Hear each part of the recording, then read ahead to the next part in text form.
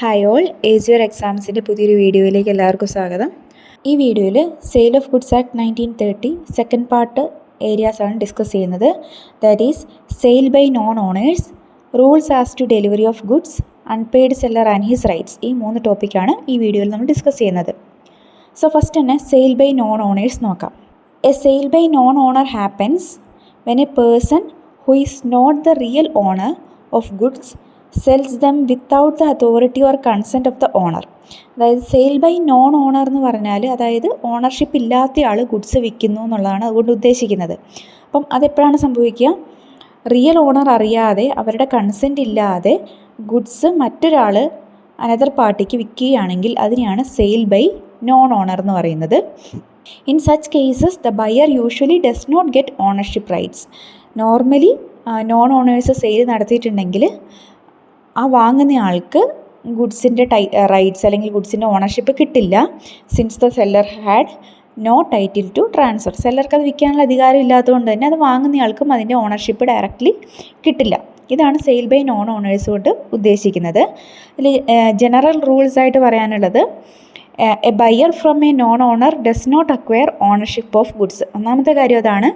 Non ഓണറുടെ കയ്യിൽ നിന്ന് goods വാങ്ങിയ ഒരു ബയർക്ക് ഒരിക്കലും ആ ഗുഡ്സിൻ്റെ ഓണർഷിപ്പ് കിട്ടില്ല.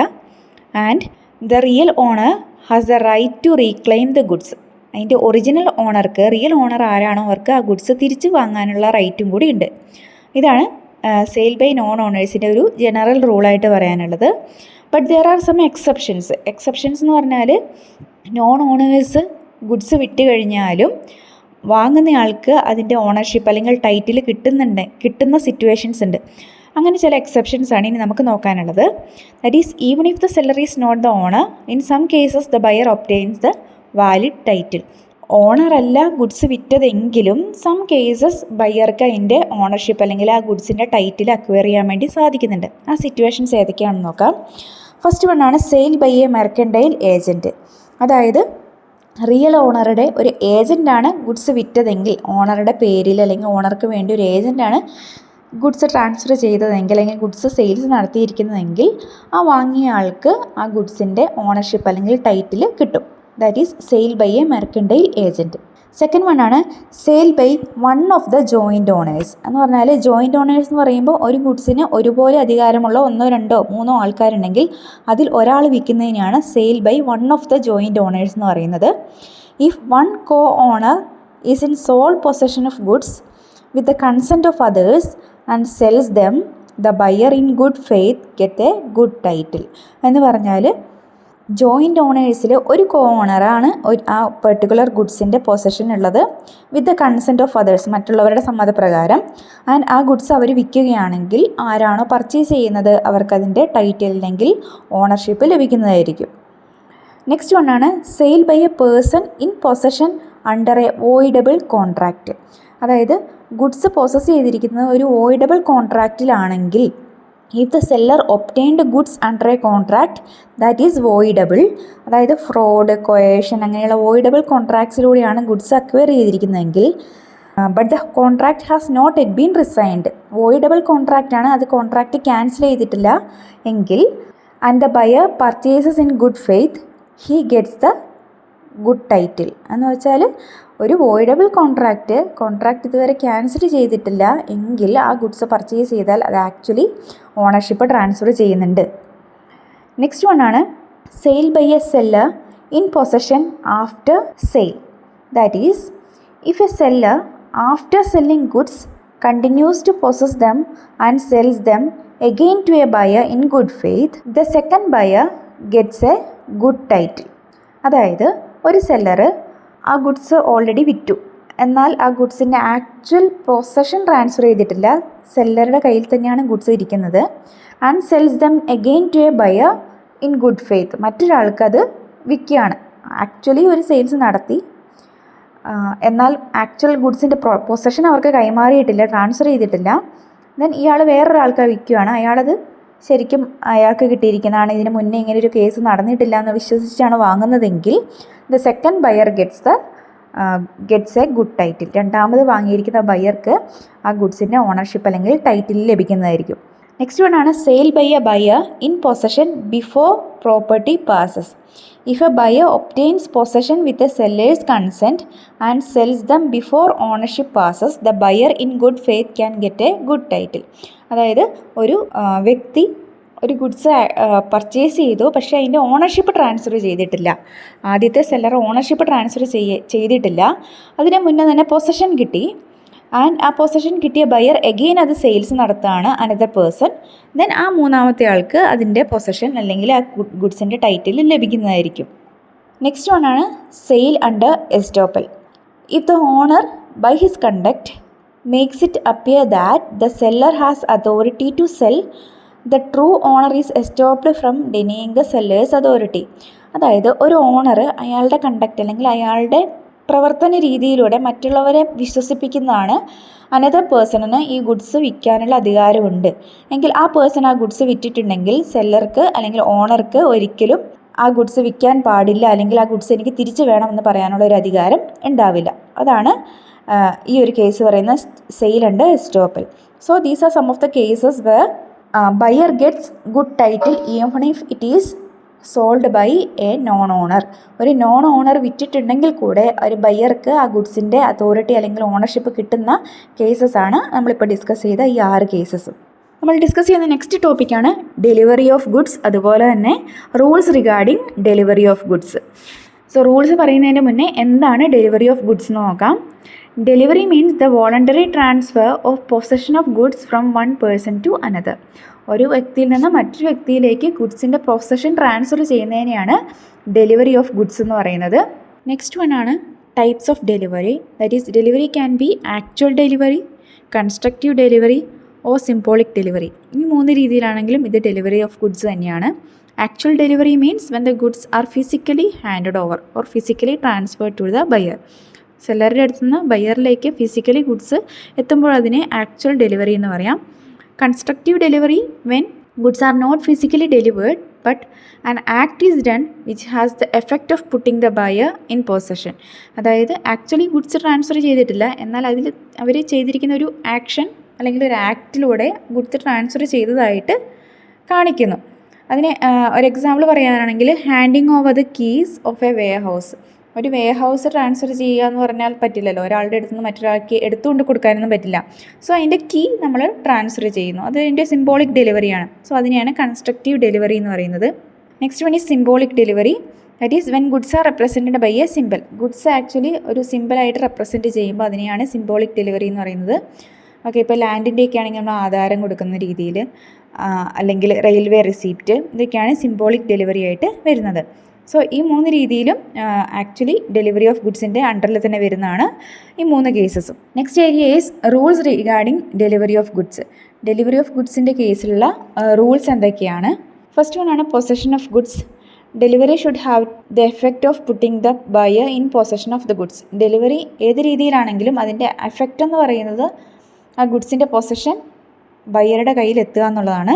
So a delivery to anyone other than the buyer or his agent is insufficient. അപ്പോൾ ഡെലിവറി നടത്തുന്നത് ആക്ച്വൽ ബയ്യറിനോ അവരുടെ ഏജൻറ്റിനോ അല്ലാതെ മറ്റാർക്കെങ്കിലും ആണെങ്കിൽ അത് ആക്ച്വൽ ഡെലിവറി ആവില്ല. Next one, delivery and payment are concurrent conditions. That is delivery and payment are concurrent conditions. The seller should be ready and willing to give possession of goods to the buyer, and the buyer should be ready and willing to pay the price. അതായത് ഡെലിവറിയും പേയ്മെൻറ്റും ഒരു concurrent അല്ലെങ്കിൽ ഒന്നിച്ച് നടക്കേണ്ട കാര്യങ്ങളാണ്. So buyer എപ്പോഴും goods വാങ്ങുന്നതിനൊപ്പം തന്നെ പൈസ കൊടുക്കാനും അല്ലെങ്കിൽ ക്യാഷ് കൊടുക്കാനും, സെല്ലർ ക്യാഷ് കിട്ടുന്ന സമയത്ത് തന്നെ ഗുഡ്സ് ഡെലിവറി ചെയ്യാനും റെഡി ആയിരിക്കണം. സോ ഇത് രണ്ടും ഒന്നിച്ച് പോകേണ്ട ഒരു കാര്യമാണ്. നെക്സ്റ്റ് വൺ ആണ് effect of part delivery.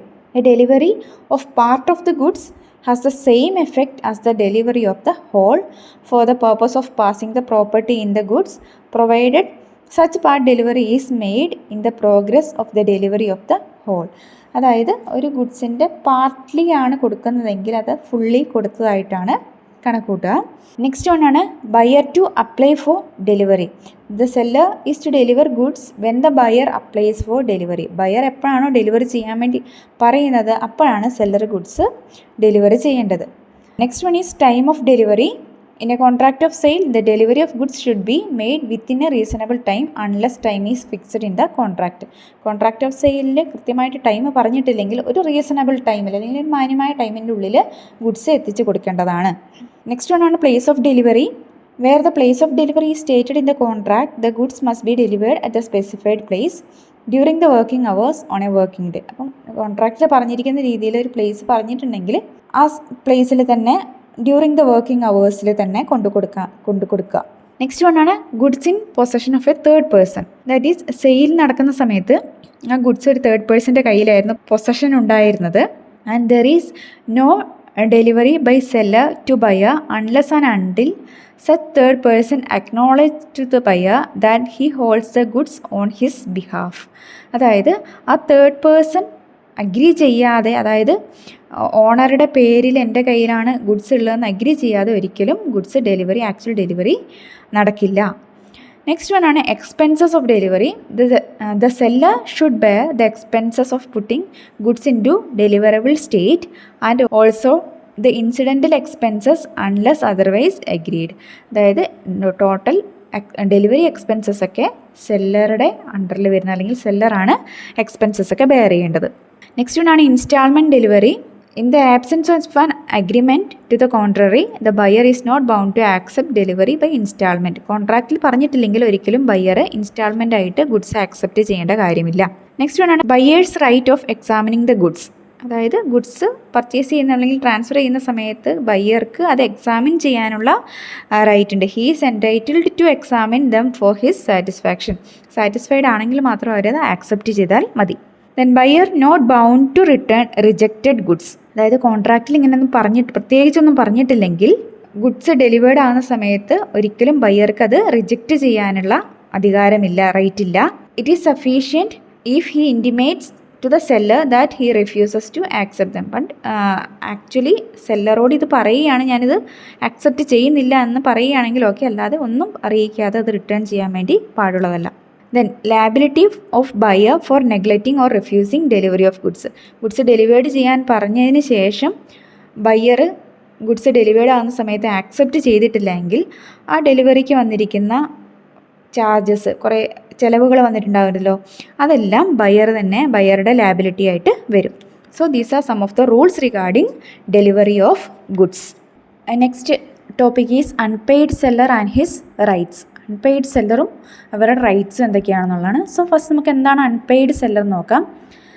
A seller of goods is called unpaid seller when the whole price has not been paid or tendered, or a negotiable instrument, that is bill of exchange, check, etc., has been received as a conditional payment but the condition has not been fulfilled.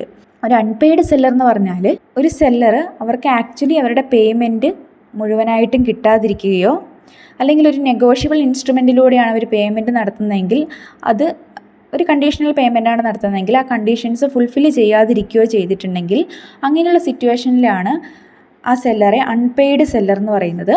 So ഈ unpaid സെല്ലർക്ക് കുറച്ച് rights ഉണ്ട്. So rights മെയിനായിട്ട് രണ്ട് രീതിയിലുള്ള rights ഉണ്ട്. Rights against the ഗുഡ്സും rights against the buyer personally. ആ ഗുഡ്സിനോടുള്ള റൈറ്റ്സും ബയ്യർക്കെതിരെയുള്ള റൈറ്റ്സുമാണ് രണ്ട് രീതിയിലുള്ള റൈറ്റ്സ്. സോ ഫസ്റ്റ് വൺ നോക്കാം, rights against the goods. Unpaid seller's rights against ഗുഡ്സിൽ ഫസ്റ്റ് വൺ വരുന്നതാണ് റൈറ്റ് ഓഫ് ലീൻ. ലീൻ എന്ന് പറയുന്നത് കൈവശാവകാശമാണ്. That is seller can retain possession of goods until the price is fully paid. Buyer മുഴുവനായി പൈസ തന്നിട്ടില്ലെങ്കിൽ അയാൾക്ക് ഗുഡ്സ് കൈവശം വെക്കാനുള്ള റൈറ്റ് സെല്ലർക്കുണ്ട്. നെക്സ്റ്റ് വൺ ആണ് right of stoppage in transit. That is if buyer become insolvent seller can stop goods in transit and regain possession. അതായത് ഗുഡ്സ് ട്രാൻസ്പോർട്ട് ചെയ്തുകൊണ്ടിരിക്കുകയാണ് എങ്കിൽ ആ ഒരു സ്റ്റേജിൻ്റെ ഉള്ളിൽ അല്ലെങ്കിൽ ആ സ്റ്റേജിൻ്റെ ഇടയ്ക്ക് തന്നെ ബയ്യർ ഇൻസോൾവെൻ്റ് ആവുകയാണ്, അല്ലെങ്കിൽ ബയ്യർക്ക് പിന്നീട് പേയ്മെൻറ്റ് നടത്താൻ പറ്റാത്തൊരു സ്ഥിതി വരികയാണെങ്കിൽ ആ ഗുഡ്സ് ട്രാൻസ്പോർട്ട് ചെയ്യുന്നത് അല്ലെങ്കിൽ ഗുഡ്സ് ഇൻ ട്രാൻസിറ്റ് സ്റ്റോപ്പ് ചെയ്യാനുള്ള റൈറ്റ് സെല്ലർക്കുണ്ട്. നെക്സ്റ്റ് വൺ ആണ് റൈറ്റ് ഓഫ് റീസെയിൽ. സെല്ലർക്ക് അവർ ഓൾറെഡി സെയിൽ നടത്തിയിരിക്കുന്ന ഗുഡ്സ് റീസെല്ല് ചെയ്യാനുള്ള അല്ലെങ്കിൽ മറിച്ച് വിൽക്കാനുള്ള റൈറ്റ് ഉണ്ട്. ഇഫ് ദേ ആർ പെരിഷബിൾ, അത് ബയ്യർ വാങ്ങാമെന്ന് പറഞ്ഞു എങ്കിലും കുറേ നാളായിട്ട് വാങ്ങുന്നില്ല, പെരിഷബിൾ ഗുഡ്സാണ്, കുറേ നാൾ വെച്ച് കഴിഞ്ഞാൽ അത് നശിച്ചു പോകുന്ന ഗുഡ്സ് ആണെങ്കിൽ സെല്ലർക്ക് അത് റീസെയിൽ നടത്താം.